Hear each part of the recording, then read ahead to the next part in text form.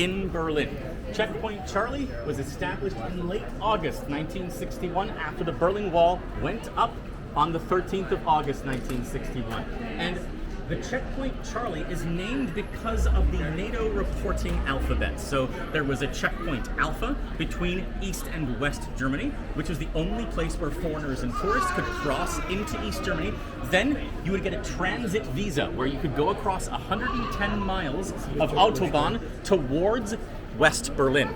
Then you went through Checkpoint Bravo, where you would enter West Berlin from East Germany. And then finally, if you wanted to come into East Berlin, you would cross here at this checkpoint. The checkpoint that you see behind you is a replica from 1961 to 1975. The building that was built after that was removed in 1990 after East Berlin and West Berlin reunited on the 1st of July 1990. So the famous incident that happened here was because this was the only Allied crossing between East and West Berlin. This was also the site where the two major superpowers could meet militarily.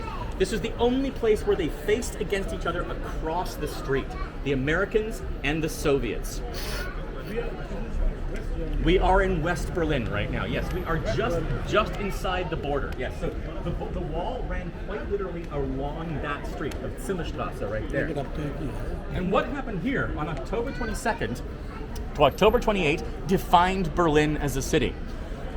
The entire incident was started by a man called Alan Leitner. Alan Leitner was a member of the State Department, read the CIA, and he wanted to go into East Berlin to go to the State Opera House and watch an opera with his new girlfriend.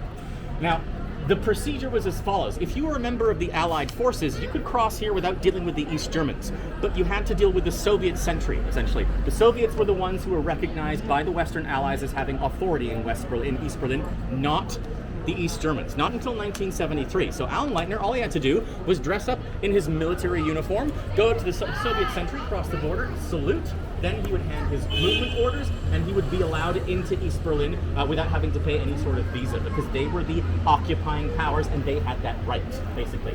However, a lot of the time, the East Germans tried